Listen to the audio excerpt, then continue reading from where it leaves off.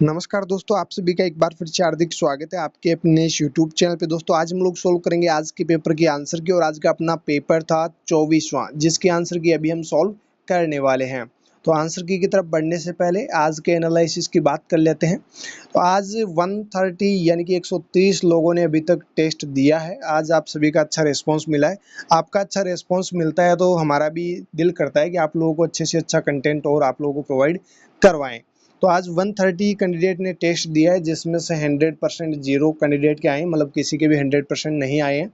And 90% वाले 6 candidate हैं, and 70% वाले 18 कैंडिडेट है, एंड 70% वाले करीबन 20 प्लस कैंडिडेट है। तो आपका रिजल्ट जारी कर दिया जाएगा टेलीग्राम चैनल और ग्रुप के अंदर। बाकी और कोई कैंडिडेट जो एग्ज़ाम दे रहे हैं वो दे सकता है। टाइम का विशेष तौर से ध्यान रखिए। आप लोगों को कहा गया है कि 12 घंटे का टाइम आपको मिलता है।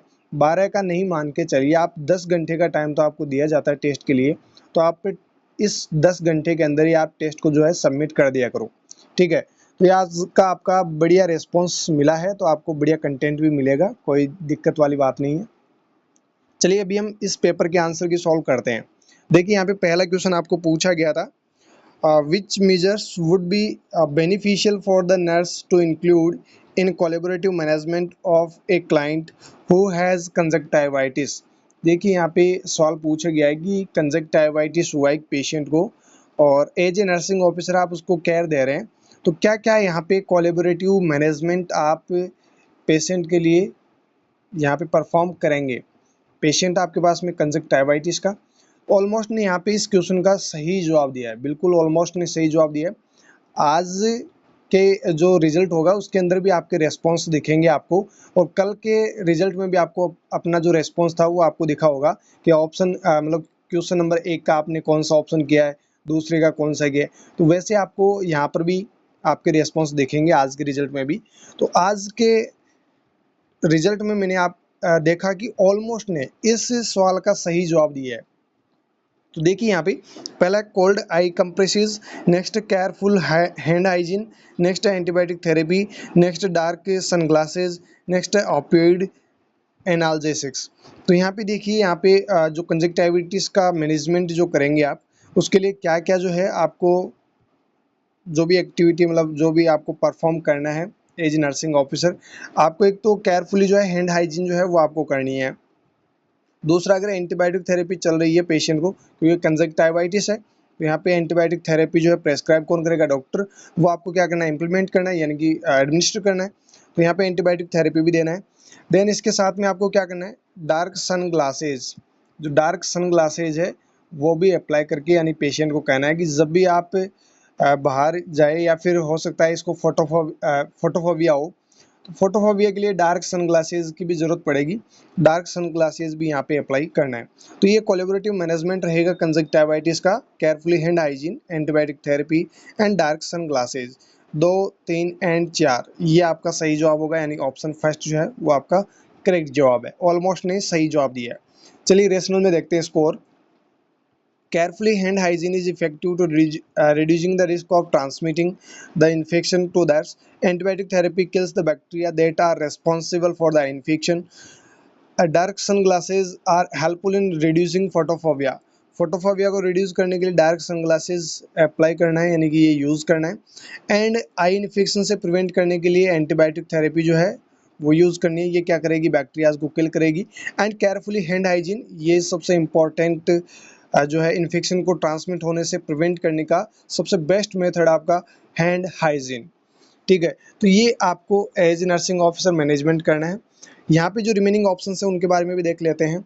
वार्म कंप्रेसेस नॉट कॉल्ड, यानी कि वार्म कंप्रेसेस यहाँ पे देना है, कोल्ड आई कंप्रेसेस अप्लाई नहीं करना है। Okay, should be used as a part of management of the conjunctivitis. Warm compression आपका सही जवाब होगा अगर यहाँ पे ऑप्शन में लिखा होगा तो। अदरवाइज यहाँ पे कोल्ड कंप्रेशन दिया हुआ है तो ये आपका गलत जवाब होगा, यानी ये इसका कोई मैनेजमेंट नहीं है।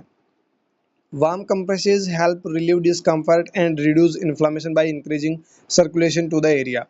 वार्म कंप्रेसेस से क्या होगा, जो डिस्कम्फर्ट है उसमें थोड़ा सा रिलीव मिलेगा, साथ ही साथ जो सर्कुलेशन है वो बढ़ जाएगा। सर्कुलेशन बढ़ने की वजह से इन्फ्लामेशन भी रिड्यूस होगा, और डिस्कम्फर्ट में जो डिस्कम्फर्टनेस है वो भी रिलीव हो जाएगी।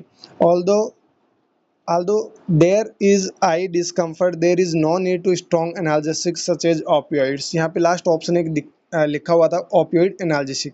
तो यहाँ पे आई डिस्कम्फर्टनेस जो है वो आपकी वार्म कंप्रेसेस से ठीक हो सकती है, बाकी यहाँ पे स्ट्रॉन्ग एनाल्जेसिक की ज़रूरत नहीं पड़ेगी। जो स्ट्रॉन्ग एनाल्जेसिक ऑपियोइड्स आती है उनकी नीड यहाँ पे नहीं होगी। तो यहाँ पे दो ऑप्शंस तो आपके गलत है, एंड जो तीन ऑप्शंस है 2, 3 एंड 4 ये आपका सही जवाब है। ऑलमोस्ट ने सही जवाब लिखा है। चलिए नेक्स्ट क्वेश्चन देखते हैं। What is the correct sequence of the following levels of prevention. ये यूपीएससी में पूछा हुआ क्वेश्चन है। यूपीएससी ने इस क्वेश्चन को पूछ रखा है, इसको अच्छे से याद कर लेना। यहाँ पे सिंपल सा क्वेश्चन ये पूछा गया है, आपको करेक्ट सीक्वेंस बतानी है लेवल ऑफ प्रिवेंशन की। यहाँ पे कुछ एग्जांपल्स दिए हुए हैं लेवल ऑफ प्रिवेंशन के रिगार्डिंग, आपको यहाँ पे कुछ डिस्क्रिप्शन दिया हुआ है, इनको पढ़ना है अच्छे से और आपको सीक्वेंस में बताना है। पहले यानी कि प्राइमोर्डियल में कौन सा होगा, उसके बाद प्राइमरी में कौन सा होगा, सेकेंडरी में कौन सा होगा, इस प्रकार से आपको सीक्वेंस में इसको बताना है। पहला स्पेसिफिक प्रोटेक्शन, देखिए यहाँ पे specific protection, next early diagnosis and prompt treatment, next disability limitation and rehabilitation, next health promotion. देखिए आपका यहाँ पे जो स्पेसिफिक प्रोटेक्शन है ये कौन सा है, प्राइमरी, ये किसका है, प्राइमरी का इंटरवेंशन है। Next early diagnosis and early treatment, ये आपका सेकेंडरी का है। तीसरा आपका डिसेबिलिटी लिमिटेशन एंड रिहेबिलिटेशन, ये आपका टर्सरी का है। एंड हेल्थ प्रमोशन, ये आपका प्राइमोर्डियल है। कौन सा, ये प्राइमोर्डियल है। तो ये आपको जब पता होगा तभी आप इसको सीक्वेंस में करेक्टली मैच कर पाओगे। तो यहाँ पे सबसे पहले क्या होगा, सबसे पहले आपका आएगा प्राइमोर्डियल यानी हेल्थ प्रमोशन। यहाँ पे देखिए कौन से ऑप्शन में है, हेल्थ प्रमोशन सबसे पहले आ रहा है आपका ऑप्शन बी के अंदर। और यहाँ पे एक ऑप्शन देखा आपने, बाकी ऑप्शन देखने की जरूरत ही नहीं पड़ी। तो ऐसे क्वेश्चंस आपको मिलेंगे यूपीएससी के इस ईएसआईसी एग्जाम में, और ऐसे क्वेश्चंस को आपको शॉर्ट एंड स्ट्रेट में जल्दी से आपको सॉल्व करना है, लेकिन केयरफुली पढ़ना है। ऐसा नहीं कि सर ने बताया कि जल्दी जल्दी इनको सॉल्व करना है, तुरंत टिक लगा दो बी सी डी जो भी है ना, ऐसा नहीं करना। तो यहाँ पे देखिए पहला क्या होगा आपका हेल्थ प्रमोशन, ये प्राइमोर्डियल प्रिवेंशन होगा। देन इसके बाद में प्राइमरी प्रिवेंशन यानी कि आपका स्पेसिफिक प्रोटेक्शन हो जाएगा। देन इसके बाद सेकेंडरी प्रिवेंशन आपका early diagnosis and prompt treatment हो जाएगा। इसके बाद आपका हो जाएगा टर्सरी प्रिवेंशन। तो यहाँ पे आपका जो सही जवाब होगा वो क्या होगा, 4, 1, 2 एंड 3, ये आपकी करेक्ट सीक्वेंस है लेवल ऑफ प्रिवेंशन की। बहुत ही अच्छा क्वेश्चन है, अच्छे से याद कर लेना, दिमाग में बिठा लेना, ठीक है। नेक्स्ट क्वेश्चन देखिए, नेक्स्ट क्वेश्चन है the neurological assessment of a client who had a craniotomy includes the Glasgow Coma scale. What does the nurse evaluate to assess the client score on the Glasgow Coma scale? बहुत ही अच्छा question है। Neurological assessment करने का एक method आपने पढ़ा होगा, head injury होती है या फिर क्रेनियोटोमी किसी पर्सन की गई है, तो इस दौरान आप क्या करते हैं, ग्लासगो कोमा स्केल पे असेसमेंट करते हैं, न्यूरोलॉजिकल असेसमेंट आप करते हैं। अब सिंपल से यहाँ पे ये पूछना चाह रहा है कि ग्लासगो कोमा में जो आप स्कोर असेस करते हैं वो किस प्रकार से, मतलब क्या क्या इवेल्युएट करते हैं, ये आपको बताना है। पहला ऑप्शन है ability of the client peoples to react to the light. Next है degree of purposeful movement of the by the client. Next है appropriateness of the client verbal response. Next है stimulus necessary to cause the clients eye to open. Next है symmetry to muscle strength of the client extremities. देखिए जो Glasgow coma scale है उसके अंदर आप जो असेसमेंट करते हैं वो क्या करते हैं, EVM, I verbal and mortar response, यही चेक करते हैं आप। तो यहाँ पे देखिए 3 ऑप्शंस आपके सामने हैं और वो आपको बताने हैं GCS में जो आप असेस करते हैं, EVM, I response, verbal response and mortar response. तो देखते हैं इसमें, पहला तो देखिए यहाँ पे सेकेंड नंबर ऑप्शन, यहाँ पे आ रहा है आपका मूवमेंट का, EVM के अंदर M जो है इसका यहाँ पे आ रहा है degree of purposeful movement by the client, ये आप असेस करेंगे, सही बात है। नेक्स्ट है यहाँ पे आपका अप्रोप्रिएटनेस टू वर्बल रेस्पॉन्स, यानी कि मूवमेंट के बाद देखिए यहाँ पे वर्बल, ऑप्शन थर्ड के अंदर देखिए appropriateness for the client verbal response, ये भी आप असेस करेंगे। एक आप करेंगे क्या, आई मूवमेंट, तो यहाँ पे आपका ऑप्शन फोर्थ देखिए stimulus necessary to cause the clients eye to open, यहाँ पे ये नहीं होगा, राइट मतलब रिएक्ट टू लाइट पीपल्स को आप असेस कर रहे हैं, ये असेस नहीं करते हैं, ठीक है। यहाँ पे आई जो है वो ओपन हो रही है या नहीं हो रही है, प्यूपिल्स को असेस नहीं करना होता है, आई मूवमेंट जो है वो असेस करना होता है। तो जीसीएस में प्यूपिल्स का रिएक्शन यहाँ पे नहीं होगा, ना ही एक्सट्रीमिटीज़ का रिएक्शन होगा, मसल स्ट्रेंथ का कोई रिएक्शन होगा। यहाँ पे जो आप असेस करेंगे वो करेंगे EVM, I verbal and mortar response. तो यहाँ पे 2, 3 और 4 जो है वो आपका सही जवाब हो जाएगा। चलिए ऑप्शन देखिए, यहाँ पे ऑप्शन फोर्थ जो है वो आपका सही जवाब है, यानी ऑप्शन डी यहाँ पे करेक्ट जवाब है। ठीक है, ये बिल्कुल सिंपल सा क्वेश्चन था, लेकिन ये आपको इस टाइप से क्वेश्चन पूछा जाता है तो ऑलमोस्ट कैंडिडेट जो है गलत जवाब कर देते हैं। क्वेश्चन को अच्छे से पढ़ना है, घबराना बिल्कुल नहीं है। ऐसे क्वेश्चंस देखने को मिलेंगे तो आपको घबराना नहीं है बिल्कुल भी। आपको जो आता है उसको आप अटेंड कीजिए, जो नहीं आता है उसको आप छोड़ दीजिए, उसको आप बाद में देख सकते हैं। ठीक है, टाइम बचता है तो आप बाद में देख लीजिए उसको, और अगर आता है 50-50 चांसेस है तो आप रिस्क ले सकते हैं। अदरवाइज 1/3 यहाँ पे नेगेटिव मार्किंग है, तो ज़्यादा रिस्क आपको यहाँ पे लेनी नहीं है। ठीक है, तो यहाँ पे सिंपल सा क्वेश्चन था। नेक्स्ट क्वेश्चन देखिए, बहुत ही अच्छा क्वेश्चन है और ये यूपीएससी ने पूछ रखा है, यानी कि ये यूपीएससी में पूछा हुआ क्वेश्चन है। तो ये क्वेश्चन मैंने आपको टेस्ट में पहले ही बता दिया था कि यहाँ पे आज के टेस्ट में 5 ऐसे क्वेश्चंस है जो यूपीएससी में पूछे हुए क्वेश्चंस है। तो ये क्वेश्चंस तो आपको अच्छे से याद करने ही करने हैं, क्योंकि यहाँ से क्वेश्चंस क्या हो सकता है, रिपीट हो सकता है। देखिए यहाँ पे क्वेश्चन में क्या पूछा गया है, which of the following anthropometrical measurement is are carried out to assess the growth of childrens under 5 year of age. 5 साल से नीचे के जो भी बच्चे होते हैं उनकी ग्रोथ को असेस करने के लिए जो एंथ्रोपोमेट्रिकल मेजरमेंट किया जाता है, तो कौन कौन से मेजरमेंट यानी क्या क्या असेसमेंट जो है ग्रोथ के लिए, जो भी 5 साल से कम के बच्चे हैं तो कौन कौन से असेसमेंट हम करते हैं। तो यहाँ पे देखिए पहला ऑप्शन है वेट मेजरमेंट, नेक्स्ट है हाइट मेजरमेंट, नेक्स्ट है mid upper arm circumference.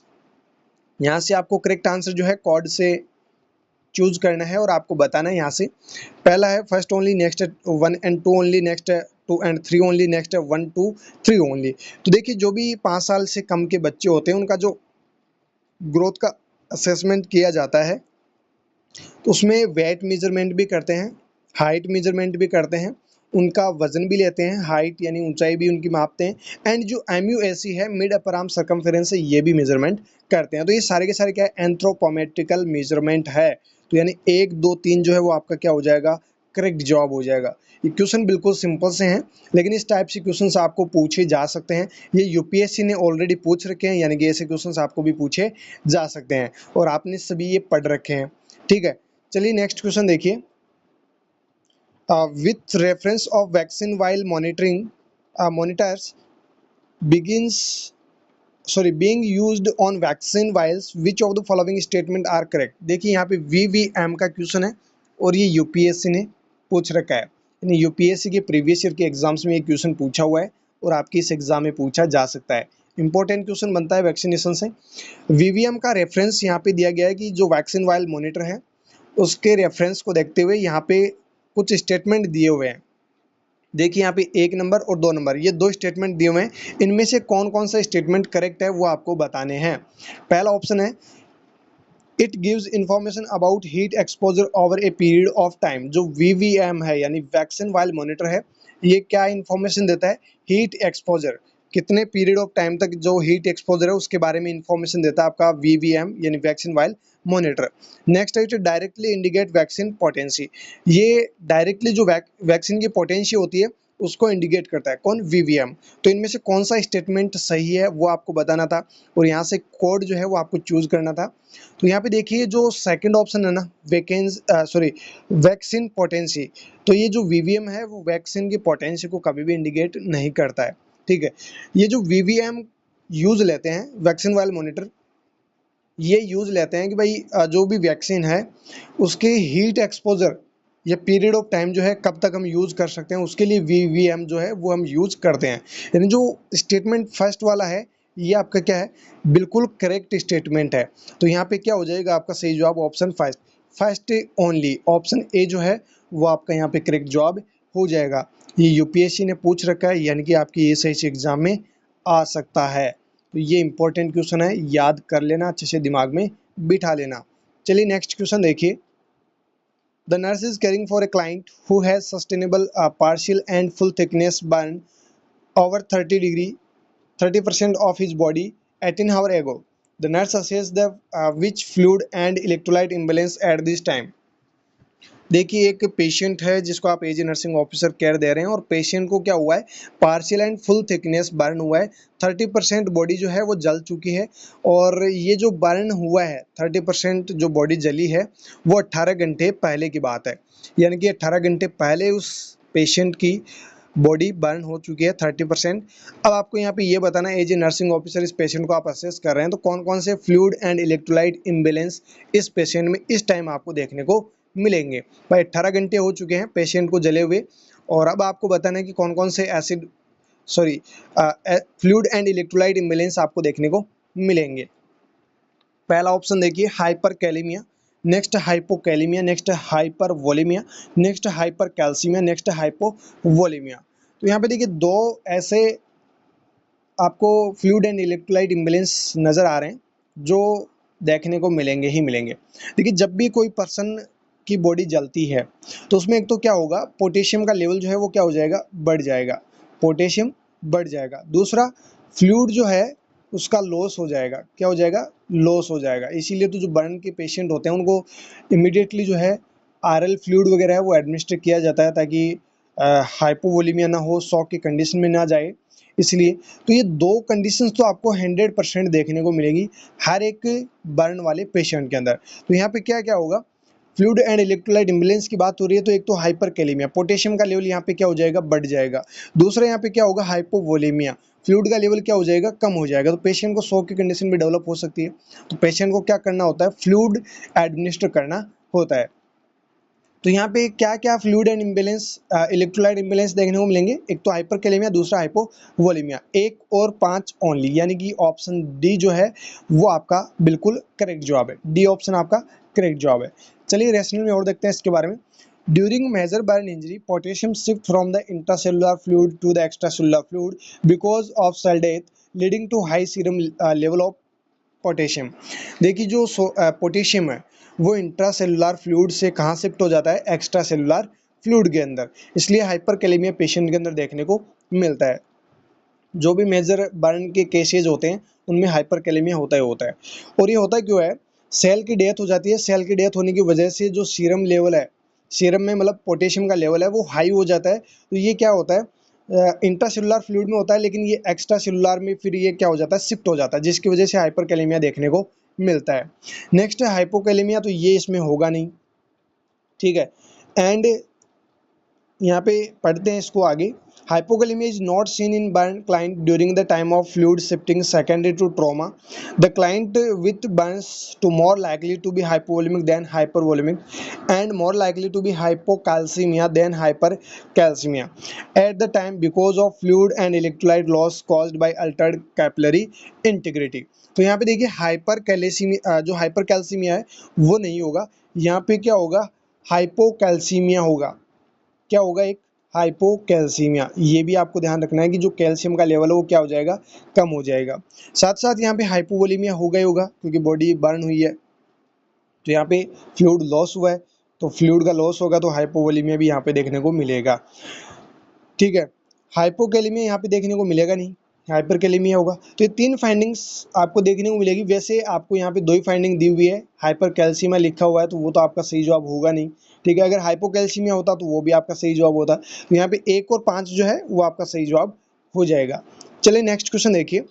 What are the characteristic of ideal health indicators. जो आइडियल हेल्थ इंडिकेटर्स है उसके आपको करेक्टरिस्टिक फीचर्स बताने हैं। आइडियल जो हेल्थ इंडिकेटर्स होते हैं उनके क्या क्या करेक्टरिस्टिक फीचर होते हैं। देखिए यहाँ पे they should be valid, reliable, sensitive, specific, feasible and relevant.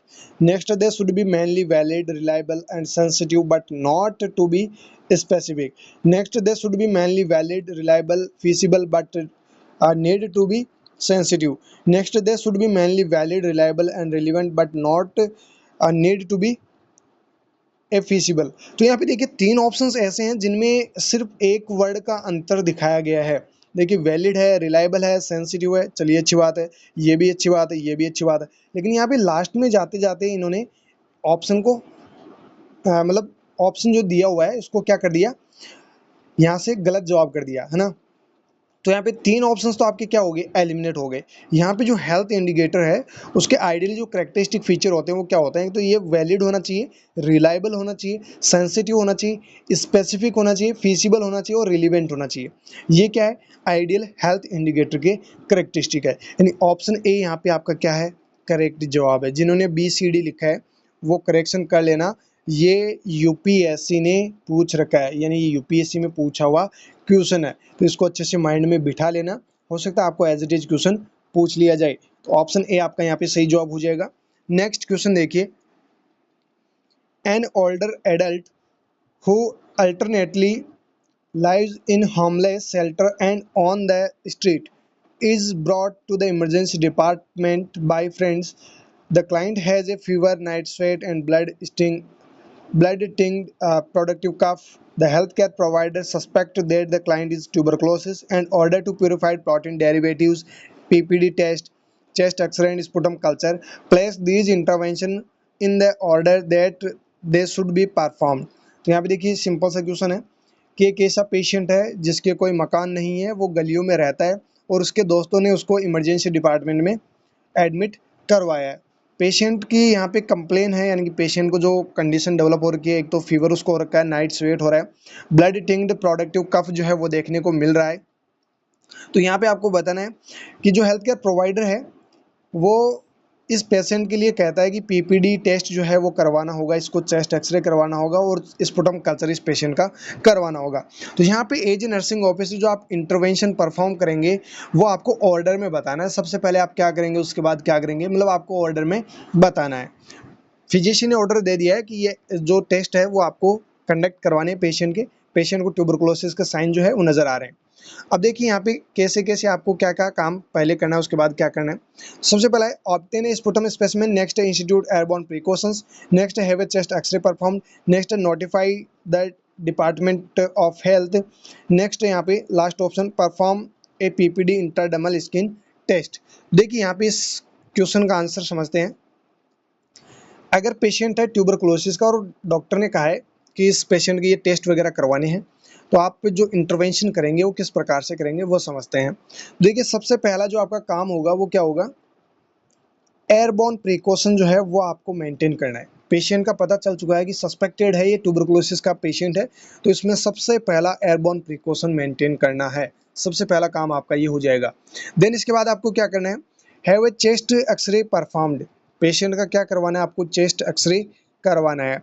Patient का चेस्ट एक्सरे करवाने के बाद आपको क्या करना है, perform PPD intradermal skin test. PPD test जो है वो इंटरडर्मल स्किन टेस्ट वो आपको परफॉर्म करना है। देन इसके बाद आपको क्या करना होगा, इसके बाद आपको करना होगा स्पुटम का सैंपल जो है वो ऑब्टेन करना है, स्पुटम का सैंपल ऑब्टेन करना है। इसके बाद में नोटिफाई करना है डिपार्टमेंट ऑफ हेल्थ को। तो यहाँ पे क्या हो जाएगा सही जवाब, देखिए सबसे पहले सेकंड ऑप्शन होगा, उसके बाद में आपका थर्ड ऑप्शन होगा, उसके बाद में फिफ्थ ऑप्शन होगा, उसके बाद में फर्स्ट ऑप्शन होगा, उसके बाद में फोर्थ होगा। देखिए 2 3 5 1 4 कहाँ पे आ रहा है, 2 3 5 1 4, यानी ऑप्शन सी जो है वो आपका क्या हो जाएगा, करेक्ट जवाब हो जाएगा। चलिए इसको रेशनल में और जानते हैं, इसके बारे में थोड़ा सा डिटेल में। Tuberculosis is transmitted by micro organism that travels with air currents, यानी कि ये ड्रॉपलेट ट्रांसमिशन होता है, एयर की वजह से ये ट्रांसमिट हो सकता है ये micro organism.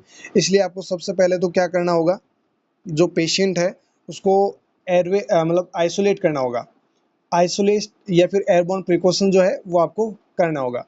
The client should be placed in room that has a least 6 exchange of air per hour and is ventilated to the outside. ऐसे पेशेंट में मतलब पेशेंट को ऐसे रूम के अंदर रखना है जहाँ पे एटलीस्ट 6 एयरवे एक्सचेंज जो है होते रहते हो, ठीक है। साथ साथ अच्छे से जो है वेंटिलेट हो मतलब रूम जो है वो अच्छे से वेंटिलेट हो आउटसाइड से। Care giver should wear A high efficacy particulate air respiratory, यानी कि जो आपको मास्क है वो अच्छे से वहाँ पे मतलब पहन के जाना है और उस पेशेंट को आपको क्या करना है, आइसोलेट करना है, ठीक है। तो ये आपका पहला काम हो गया क्या, एयरबोर्न प्रिकॉशन का। दूसरा आपको क्या करना है, चेस्ट एक्सरे स्टडी जो है quickest way to determine the presence of suspicious lesion in the lungs, क्योंकि जो PPD है वो आप परफॉर्म करेंगे तो उसमें क्या होगा, थोड़ा टाइम लगेगा। PPD टेस्ट जब करते हैं तो उसको रीड कब करते हैं आप, 48 टू 72 हावर यानी 2 से 3 दिन बाद। तो भैया इसमें बहुत ज़्यादा टाइम लग जाएगा, इससे पहले आप क्या करवा दो, चेस्ट एक्सरे करवा दो, ठीक है। तो ये काम आपको करना होगा, जिससे क्या हो जाएगा, सस्पिशियस जो लीजन्स है लंग्स के अंदर वो आप उसकी मतलब प्रेजेंस को आप देख के पता लगा सकते हैं कि ट्यूबरकुलोसिस पेशेंट को हो रखा है। उसके बाद आप पीपीडी टेस्ट जो है वो परफॉर्म करेंगे। तो ये जो पीपीडी टेस्ट आप परफॉर्म करेंगे इसको रीड आउट कब करेंगे, 2 से 3 दिन बाद, यानी कि 48 टू 72 हावर्स बाद। नेक्स्ट, पॉजिटिव कल्चर में not develop for 3 to 6 weeks. वैसे जो पॉजिटिव कल्चर है वो 3 से 6 वीक तक जो है वो डेवलप मतलब पॉजिटिव कल्चर जो है ऑब्टेन नहीं होता है 3 से 6 वीक तक। तो इसके बाद आपको क्या करना है, ये काम करना है, पॉजिटिव कल्चर जो है वो आपको करवानी है, स्पुटम का सैंपल आपको लेना है। देन इसके बाद डायग्नोसिस हो चुका है कि ट्यूबरकुलोसिस क्या हो चुका है, कंफर्म हो चुका है। तो इसके बाद जो डिपार्टमेंट ऑफ हेल्थ है उसको आपको क्या करना है, नोटिफाई करना है। तो इस प्रकार से आपको जो interventions as a nursing officer करने हैं वो इस प्रकार से आपको ऑर्डर में करने हैं। तो यहाँ पे आपका सही जवाब क्या हो जाएगा, ऑप्शन सी। चलिए नेक्स्ट क्वेश्चन देखिए, सेकंड लास्ट क्वेश्चन आज के हमारे इस सेशन का, बहुत ही अच्छा क्वेश्चन है। ये क्वेश्चन यूपीएससी का पूछा हुआ क्वेश्चन है, तो ये आपके एग्जाम में भी पूछा जा सकता है। तो देखिए क्वेश्चन में क्या पूछा, which one of the following is not a component of 4Ds that are the focus of the Rashtriya Bal सुरक्षा कार्यक्रम। आरबीएसके का फुल फॉर्म होता है राष्ट्रीय बाल सुरक्षा कार्यक्रम। इसके अंदर 4Ds आते हैं, 4Ds में से कौन सा एक 4D का कंपोनेंट नहीं है, ये आपको सिंपल सा पूछा गया है। देखिए आरबीएस की जो है वो कब लॉन्च हुई थी, 2013 के अंदर, 2013 के अंदर आरबीएस के लॉन्च हुई थी। 4Ds के अंदर क्या क्या आते हैं, एक तो आता है आपका डिफेक्ट, दूसरा डिजीज, तीसरा डेफिशिएंसी, चौथा आपका डेवलपमेंटल डिले। लेकिन यहाँ पे क्या इसका कंपोनेंट नहीं है, 4D के अंदर डेफिसिट नहीं है, यानी ऑप्शन ए यहाँ पे आपके क्या है, बिल्कुल सही जवाब है, और ऑलमोस्ट ने यहाँ पे सही जवाब दिया है। चलिए इसका रीजनल जानते हैं। Ministry of health and family welfare यानी MOHFW, government of India under NRHM launched RBSK इन 2013। 2013 में RBS के जो कार्यक्रम है ये लॉन्च किया गया था MOHW के द्वारा। अंडर आरबीएस के health screening of children and non intervention of the school health program is expanded to cover all children from birth to 18 year of age. ये जो आरबीएस के प्रोग्राम है ये 0 से लेकर 18 साल तक के सभी बच्चों को कवर करता है। वेरी इंपॉर्टेंट पॉइंट है, हो सकता है ये अदर टाइप से आपको क्वेश्चन पूछ ले, लेकिन ये थ्योरी आपकी क्लियर होनी चाहिए। ये आपको सभी पॉइंट्स जो लिखे हुए हैं ये इंपॉर्टेंट पॉइंट है, ये आपको पता होनी चाहिए। जो आरबीएस के है वो किन बच्चों को कवर करता है, 0 साल से लेकर मतलब 8 बर्थ से 0 से लेकर 18 साल तक के सभी बच्चों को कवर करता है। जो भी स्कूल हेल्थ प्रोग्राम्स होते हैं वो एक्सपांड कौन करवाता है, आपका आरबीएस के जो कार्यक्रम है इसके तहत होते हैं, ठीक है। तो सभी बच्चों की स्क्रीनिंग जो है आरबीएस के अंडर होती है, और इसमें कौन कौन सी स्क्रीनिंग होती है उसके बारे में भी देख लेते हैं यहाँ पे। It is a systemic approach of prevention, early identification and management of 30 health condition distributed under 4Ds। जो 4Ds है इनके अंदर 30 ऐसी हेल्थ कंडीशंस है जिनका अर्ली आइडेंटिफिकेशन एंड उनका प्रिवेंशन और उनका मैनेजमेंट जो है इसके रिगार्डिंग ये एक सिस्टमेटिक अप्रोच से इसमें आरबीएस के थ्रू काम किया जाता है। तो यहाँ पे 4Ds का मतलब क्या है, defects at birth, disease in children, deficiency condition, developmental delays including disability, prevent in children from birth to 18 year. देखिए जो डेवलपमेंटल डिलेज है जिसमें डिसेबिलिटी इंक्लूड की गई है, तो ये सारी जो 4Ds है, डिफेक्ट हो गया, दूसरा डिजीज हो गया, तीसरा जो डेफिशिएंसी, चौथा डेवलपमेंटल डिले, ये 4Ds है। इन 4Ds के अंदर 30 हेल्थ कंडीशंस है, 30 ऐसी हेल्थ कंडीशंस है जिनसे बच्चों को बचाया जाता है, प्रिवेंट किया जाता है, अर्ली आइडेंटिफाई करके उनका मैनेजमेंट किया जाता है। तो ये तीनों चार पॉइंट जो है इंपॉर्टेंट है, ये अच्छे से याद कर लेना। नेक्स्ट एंड लास्ट क्वेश्चन आज के हमारे इस सेशन का, ये भी अच्छा क्वेश्चन है। A newborn is receiving phototherapy for a treatment of hyperbilirubinemia. The nurse evaluate that teaching has been effective when the parents demonstrate which behaviors। देखिए एक बच्चा है जिसको फोटोथेरेपी दी जा रही है। फोटोथेरेपी कब देते हैं, जब बच्चे को क्या हो जाता है, जॉन्डिस। जॉन्डिस यानी कि हाइपर बिलिरुबिनेमिया, यानी कि बिलिरुबिन का लेवल बढ़ चुका है। बिलिरुबिन का लेवल बढ़ गया मतलब बच्चे को क्या हो गया, जॉन्डिस। जॉन्डिस को ठीक करना है तो फोटोथेरेपी देनी पड़ेगी।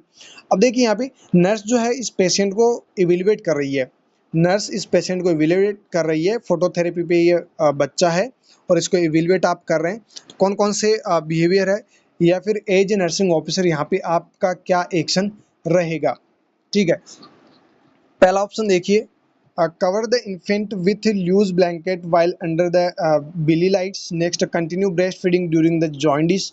नेक्स्ट है limit the infants intake due to loose green stools. Next है cover the infants eye before placing him under the bili light. Next, keeping the genitalia covered to prevent soiling. देखिए यहाँ पे अगर phototherapy किसी बच्चे को देनी है तो एज ए नर्सिंग ऑफिसर क्या क्या आप काम करेंगे, तो यहाँ पे आपका सही जवाब होगा, एक तो आपका रहेगा ऑप्शन सेकंड, यानी कि continue breast feeding during the jaundice. यानी कि ये जो फोटोथेरेपी चल रही है, फोटोथेरेपी के दौरान भी ब्रेस्ट फीडिंग तो देनी ही देनी है, ये तो मस्ट है। ठीक है, continuous breast feeding during the jaundice, jaundice हो रखा है तो भी ब्रेस्ट फीडिंग तो करवानी ही करवानी है। ब्रेस्ट फीडिंग जितनी अच्छी होगी, जितना ज़्यादा जो है फ्लूइड इनटेक करेगा बच्चा, उतना ही जो है बिलिरुबिन एक्सक्रीट आउट होगा बाहर। तो यहाँ पे ब्रेस्ट फीडिंग तो मस्ट है। ठीक है, नेक्स्ट इसके अलावा और क्या क्या आपको करना है, दूसरा आपको काम करना है, यहाँ पे देखिए एक ही ऑप्शन है जिसमें सेकंड ऑप्शन आ रहा है, तो यहाँ पे ऑप्शन बी आपका सही जवाब हो जाएगा। एक आपको जो है बच्चे की जो आंखें हैं वो कवर करनी है जब भी आप फोटोथेरेपी भी मतलब बच्चे को रख रहे हो या फिर फोटोथेरेपी बच्चे को एडमिनिस्टर कर रहे हो, तो उस दौरान आईज को जो है कंप्लीटली कवर कर देना है। ठीक है, तीसरा क्या करना है आपको, जो जेनेटिलिया है उनको भी आपको कवर करना है। तो यहाँ पे आपके 3 वर्क रहेंगे अगर फोटोथेरेपी बच्चे को दे रहे हो तो, कंटिन्यूस ब्रेस्ट फीडिंग करवानी है, बच्चे की आंखों को और जेनेटिलियाज को क्या करना है, कवर कर देना है। तो यहाँ पे आपका सही जवाब क्या हो जाएगा, ऑप्शन सेकंड। चलिए इसको रेशनल में और देख लेते हैं। Breast feeding is not Contra indicated, बहुत सारे स्टूडेंट्स जो है ब्रेस्ट फीडिंग को कॉन्ट्रा इंडिकेटेड मान लेते हैं फोटोथेरेपी के दौरान, लेकिन ये हाइपर बिलिरुबिनेमिया यानी कि जॉइंडिस के अंदर जो ब्रेस्ट फीडिंग है वो कॉन्ट्रा इंडिकेटेड नहीं होती है, ब्रेस्ट फीडिंग कंटिन्यूसली करवानी ही करवानी है। It is important to protect the infant eyes from the bili light to prevent permanent damage. And जो दूसरा ऑप्शन दिया हुआ है कि आइज़ को कवर करके रखना है जब आप फोटोथेरेपी दें, तो इससे क्या होगा, जो बच्चे की आंखें हैं उनमें परमानेंट डैमेज होने से प्रिवेंट करने के लिए आप क्या कर रहे हैं, बिली लाइट के दौरान यानी कि फोटोथेरेपी के दौरान इन्फेंट्स की जो आईज है उनको आप कवर कर रहे हैं, तो ये भी आपको काम करना है। Next, it is acceptable practices to keep the genitalia cover to prevent soiling from the urine and faeces. और जो बच्चे का जेनेटेलिया है उसको भी कवर करके रखना है, क्योंकि बच्चा यूरिन भी पास आउट करेगा, फिशेज भी पास आउट करेगा, तो सॉइलिंग से प्रिवेंट करने के लिए आपको क्या करना है, जेनेटेलियाज को भी कवर करके रखना है। तो ये 3 काम आपको फोटोथेरेपी के दौरान बच्चे के आपको करने होंगे। Next, the infant should be unclothed to allow the as much skin exposure to blue light as possible. यहाँ पे एक ऑप्शन और लिखा हुआ है फर्स्ट, कि जो बच्चा है उसके जो क्लॉथ्स है वो क्या करने हैं, मतलब infants has covered sorry the infant should be unclothed to allow as much skin exposure to bili light as possible. जो बच्चा है, एक जो आपको और काम करना है वो क्या करना है, बच्चे के जो क्लॉथ्स है वो हटा देने हैं, मतलब बच्चे को अनक्लॉथ करना है, जिससे कि बच्चे की ऑल ओवर बॉडी के ऊपर जो बिली लाइट्स है या फिर जो फोटोथेरेपी से जो लाइट है वो एक्सपोज अच्छे से हो सके। Increase fluid intake will aid excretion of bilirubin and loose green stools are an indication that bilirubin is being excreted. जैसा कि मैंने आपको बताया, ब्रेस्ट फीडिंग ज़्यादा करेगा तो बच्चे को फ्लूइड ज़्यादा मिलेगा, तो इंक्रीज फ्लूइड इनटेक और ब्रेस्ट फीडिंग से क्या होगा, बिलिरुबिन जो है वो एक्सक्रीट आउट होगा, ग्रीन स्टूल जो है वो आपको देखने को मिलेगा, लूज ग्रीन स्टूल। तो इससे आपको पता चल जाएगा कि यूरिन बच्चा जो है बारी बारी से एक्सक्रीट कर रहा है, एंड जो स्टूल है उसका कलर जो है लूज ग्रीन स्टूल है, तो यानी कि बच्चे का जो बिलिरुबिन है वो एक्सक्रीट आउट हो रहा है। तो यानी कि जब फोटोथेरेपी जॉइंडिस के बच्चे को दी जाती है तो ये काम आपको एज ए नर्सिंग ऑफिसर करने होते हैं। ब्रेस्ट फीडिंग कंटिन्यूस करवानी है, ठीक है, साथ साथ आइज़ को जो है कवर करके रखना है, जेनेटेलियाज को कवर करके रखना है, एंड बच्चे को अनक्लोथ कर देना है। ऐसा नहीं कि बच्चे को कपड़े पहना रखे हैं, नए नए कपड़े पहना रखे हैं, भाई अभी अभी जन्मा है, ठीक है, तो मैं तो नए नए कपड़े पहनाऊंगी, तो भाई पहना लेना, लेकिन बच्चे को ठीक तो होने दो, है ना। तो बच्चे को जो है अनक्लोथ कर देना है, और ताकि जो है लाइट्स जो है अच्छे से एक्सपोज हो सके। और इंक्रीज फ्लूइड इनटेक जो है वो आपको करवाना है। वो इंक्रीज फ्लूइड इनटेक कैसे करवाओगे, बाहर से तो फ्लूइड आपको देना नहीं है, करवाएंगे कैसे, ब्रेस्ट फीडिंग से। ये आप सभी को पता होगा कि जो एक्सक्लूसिव ब्रेस्ट फीडिंग है, EBF है, ये 6 मंथ तक यानी 6 महीने तक बच्चे को कुछ भी बाहर से नहीं देना चाहिए। EBF यानी एक्सक्लूसिव ब्रेस्ट फीडिंग ही करवानी चाहिए। तो यहाँ पे आपको सिर्फ और सिर्फ ब्रेस्ट फीडिंग बच्चे को करवाते रहना है। ये आपका यहाँ पे नर्सिंग एक्शन रहेगा जॉन्डिस के बच्चे के अंदर। तो ये थे आज के हमारे 10 इंपॉर्टेंट क्वेश्चंस, जिनमें से 5 वो क्वेश्चंस है जो यूपीएससी ने पूछ रखे हैं और आपके इस एग्जाम में भी पूछे जा सकते हैं। तो आज की हमारी सेशन यहीं ख़त्म होता है और हमने इस पीडीएफ से जो 100 क्वेश्चंस थे वो सारे के सारे सॉल्व कर लिए, जिसमें यूपीएससी पैटर्न के सारे क्वेश्चंस थे। अगर आप लोगों ने नहीं देखे तो आप प्लेलिस्ट में जाके प्रीवियस सेशंस को भी आप अटेंड कर सकते हैं, वहाँ से आप देख सकते हैं। फिर मिलेंगे दोस्तों नेक्स्ट न्यू सेशन के साथ और न्यू क्वेश्चंस के साथ। तब तक के लिए आप हमारे साथ बने रहिएगा। Thank you so very much.